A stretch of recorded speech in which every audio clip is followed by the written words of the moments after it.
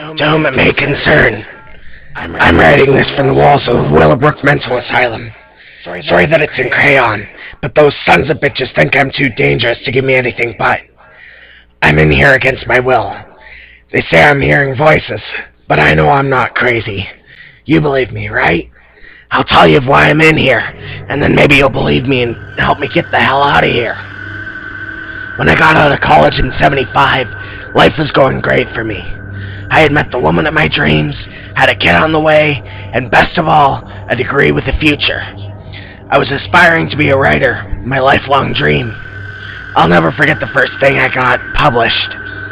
I had just gotten back from class and I saw I had a letter. Looking closer at it, I nearly threw it away, thinking it was just another subscription from Esquire. I decided to open it, and my eyes went wide. It was a check from a story I had submitted back in November. $900, not for publishing it, but just on acceptance. I was elated, and called my then girlfriend, now wife, to celebrate. That was about 7 months before, and now it's evident what happened that night. Fast forward to 1985. I had been working at a local television studio, writing for a kids show. I can't even remember the name of now. My personal writing had been kind of a bomb, but nonetheless, I saved every piece I wrote. After working for the studio that long, I kind of made a name for myself around there, and when they announced they wouldn't renew the show for the '85-'86 season, I thought I'd be out of a job, but then some higher-ups approached me about maybe writing my own show. I thought back to the first story I had ever published, and then an idea came to me. I suggested a kids show that was kind of story time. They jumped at the idea, and then I asked the million-dollar question. Can I star in it? There was a momentary glance shared by the higher-ups, but they eventually agreed. The format and such was hammered out in the next few weeks, all of my ideas getting strange looks and disagreement, but when I said that I'd keep my usual salary and keep the show at a low budget, they agreed. The first season went great, with generally positive reviews received from locals. The studio decided to greenlight a second season for '86-'87. The first half of the season went well in regards of filming, but during a break over the holidays, my wife found out I had been cheating on her and decided to take our son and leave. When the season resumed, all my co-workers could see that something had happened, but no one asked even what happened. Back then, everyone kept their shit to themselves, if you know what I mean. For the third episode on in '87, I requested that all episodes go live, and I only have a producer and cameraman at each taping.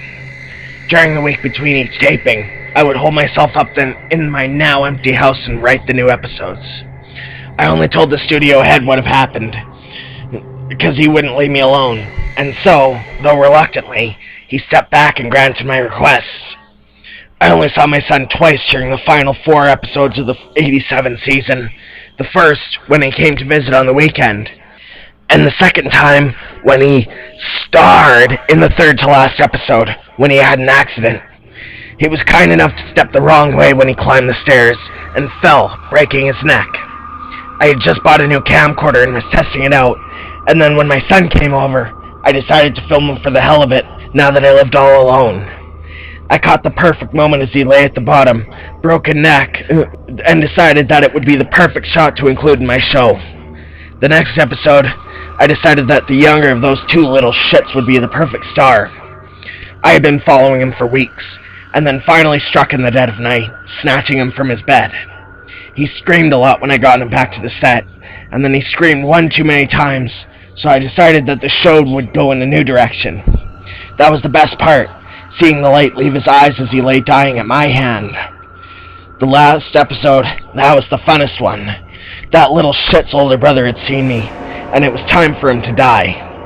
His friend, well, the younger brother's friend, stared at me too long as I looked through a crack in the curtains to watch the 3 of them watch my best work. Now the only thing that's left to do is break out of here and go find those 2, and make them pay. Best regards, Casey M. Weber.